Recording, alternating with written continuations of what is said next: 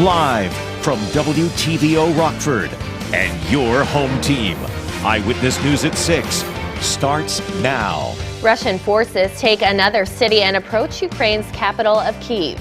The warning President Biden is giving this evening. And a state-line nonprofit holds a very special St. Patrick's Day event, the SHAMROCK Beer Run, running and drinking for a good cause. Plus, even with the St. Patrick's Day parade canceled today, as state-line residents had a way to celebrate the holiday. We take a look at Paddyfest, which is back today. Good evening, I'm Marissa LESNER. Thanks for joining us tonight. Ukrainian President Zelensky, speaking to members of the foreign press, says about 1,300 Ukrainian troops have been killed since Russia invaded his country. He also claims 12,000 Russian troops have died, but those numbers are difficult to independently verify. Here's ABC's Alex Prescia with the latest on the war in Ukraine. As Russian forces continue to move closer to Ukraine's capital city of Kyiv, President Biden authorized an additional $200 million in military aid and assistance to Ukraine, much of which will come from existing U.S. weapon stocks. New satellite images show the Russian convoy that once stretched 40 miles northwest of the capital has dispersed and repositioned and is now as close as 9 miles from the city. We do assess that the Russians are beginning to make more momentum on the ground towards Kyiv. The mayor of Mariupol says his city is being shelled every 30 minutes, calling it an Armageddon. The situation is awful. Russian army continues to do airstrikes, air bombing, artillery shelling. A senior U.S. official says Russian forces are bringing in hazmat suits, raising fears Russia may stage a chemical weapons attack in the country and blame it on Ukraine and the U.S. Russia has a track record of falsely accusing other countries of the very violations that Russia itself is perpetrating. President Biden has said Russia would pay, quote, a severe price, but did not say what that price would be, continuing to emphasize that U.S. troops will not engage with Russian forces in Ukraine. I'm not going to speak about the intelligence, but Russia would pay a severe price if they use chemical weapons. Meanwhile, the humanitarian crisis continues to grow. More than 2.5 million people have fled Ukraine since the Russian invasion began. There was so many explosions, and there was bombing every time. So we had no choice to leave the Kharkiv and to travel. 1 million of those refugees are children. Aid workers fear they are at risk from hunger and hypothermia as temperatures drop. That was ABC's Alex Prescia reporting from Washington. The future of a local nursing home is up for debate, and the final decision could be made by you, the voters. A resolution will be on the June 28th ballot asking voters whether to sell or keep Walnut Acres Nursing Home. At least that's what the Stevenson County Nursing Home Committee wants. However, it might not come to that. The county's Finance Committee meets on Monday night and is also considering closing or selling the facility. A company wanted to buy it last fall for $1.6 million, but that sale fell through. Expect to see more police on the roads this weekend and next. As many celebrate St. Patrick's Day at the bars, officers say don't expect to get lucky if you're driving drunk. They remind us to use a designated driver. Belvidere police say they'll also be watching for people not wearing seatbelts and distracted driving. Beer may have been the celebratory drink at the finish line for the SHAMROCK Beer Run, but the reason for the race is far more important. It's hosted by Nick's Wish, an organization helping make dreams come true for sick young adults across the country. Nicole Delgado was at the event today. And Nicole, how did all those runners look? Well, Marissa, runners tell me they were a bit on the chillier side, but nothing's stopping them for supporting these young adults, along with getting that refreshing SHAMROCK beer at the finish line. I'm excited. It's nice that we got the sun out. It's a little chilly, but I think the spirits are high, so it'll be fun. Locals are starting off the weekend with a pre-St. Patrick's Day party, the SHAMROCK 5K Beer Run. James Gustafson, a medical student and first-time runner in the 5K, he says he is glad to be a part of a cause like this. An organization that was, in the Rockford community, and it's awesome to be, I like running, and if I can run and also benefit a great cause, then it's all the much better. Nick's Wish is for young adults ages 18 to 24 years old who are fighting cancer across the nation. Let's go!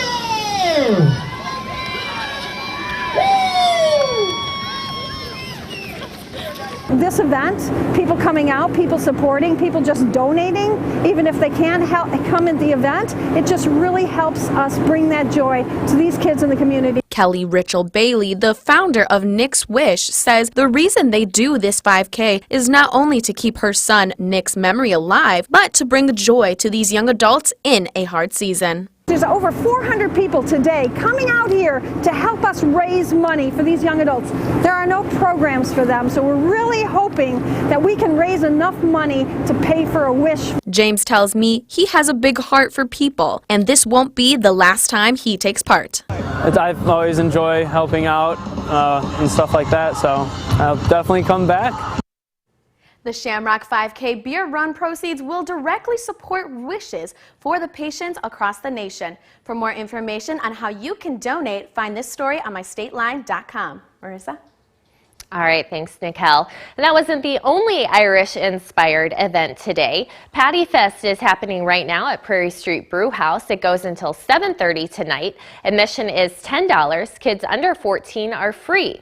There's live music, entertainment, and special Irish food. Of course, you have to have that homemade corned beef, also fried cabbage and Reuben egg rolls.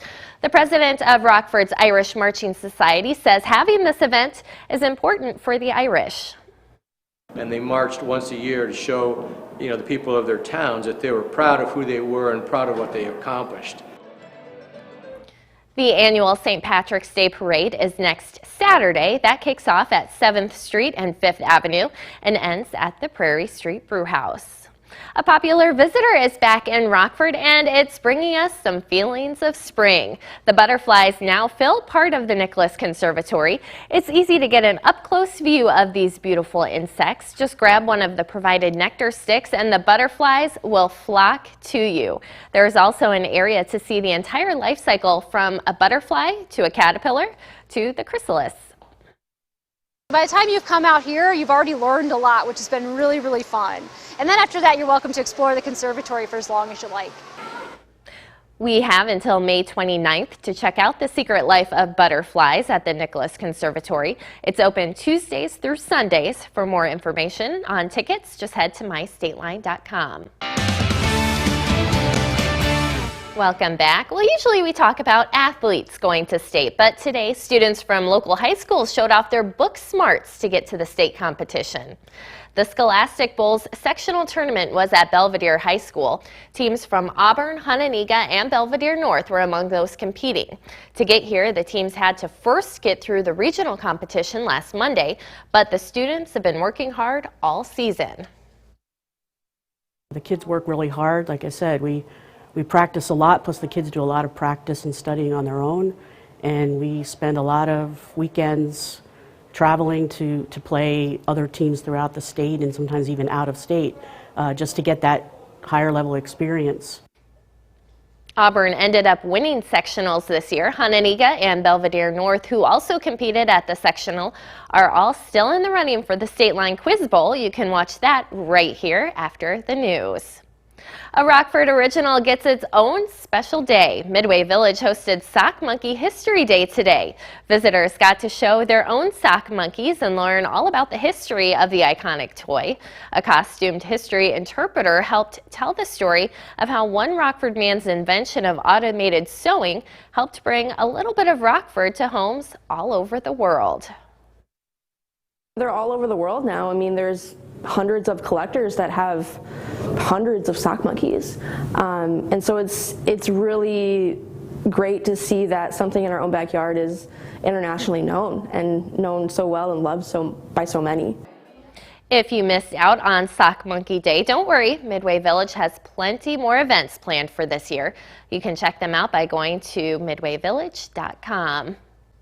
Now, your first warned weather forecast from meteorologist Jordan Wolf. Well, it was a pretty warm day outside. We had a lot of sunshine, actually not that warm. If you looked outside, it looked warm, but didn't feel that way because of all the wind that we were dealing with. But we did have a lot of sunshine. The sun just now setting up in Beloit, Wisconsin. Our satellite and radar is showing pretty clear skies here this evening We're having a little bit of upper level clouds beginning to pass through the area here during the overnight hours.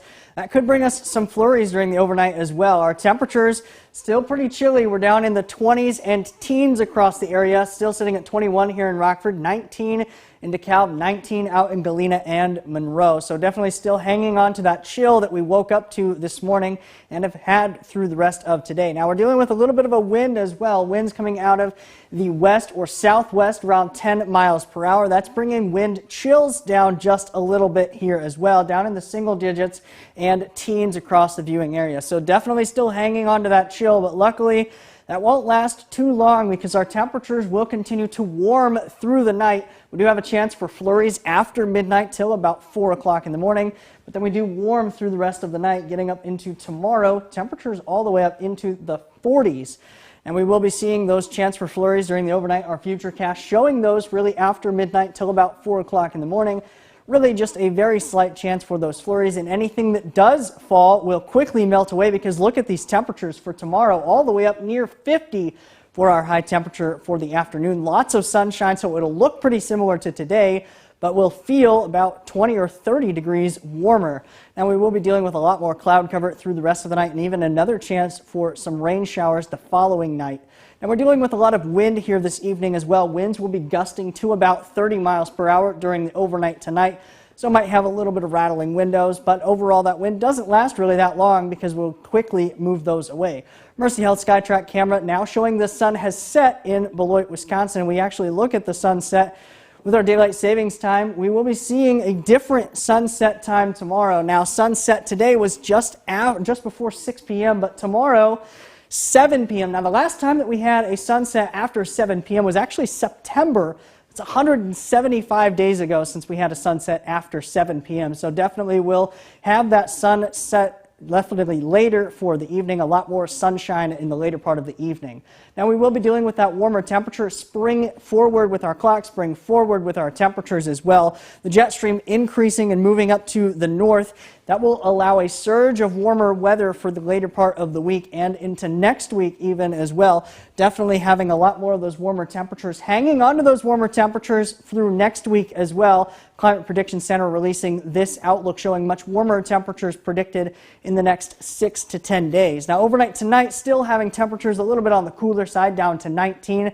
A chance for some snow flurries during the overnight as well into the day tomorrow. Temperatures will warm through the night as well, like I mentioned earlier in the broadcast. Now tomorrow, temperatures all the way up near 50 degrees, lots of sunshine.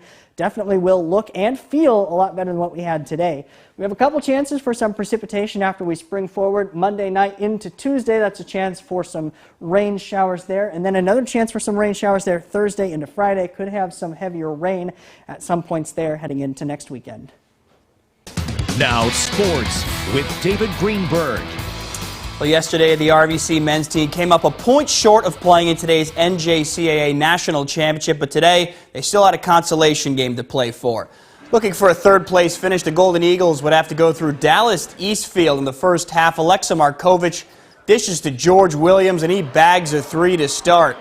Second half now, Jackson Copley on the drive. How about the huge Euro step and the floater in the lane? What a finish. And Malik Marshall showing off as he goes baseline. The up and under reverse off the glass. Marshall now going to pick up an assist on the find to Nick Pearson. RVC was on a roll. And it's Williams again showing his shooting touch from the elbow. He's got the pull-up jumper. Show you some defense now. Eastland with a missed shot. They get the rebound, but Marshall is there for the swat away, the second chance after the Golden Eagles win 80-66. They finish third in the nation, and they do it right here on their home court. What a special season for the Golden Eagles.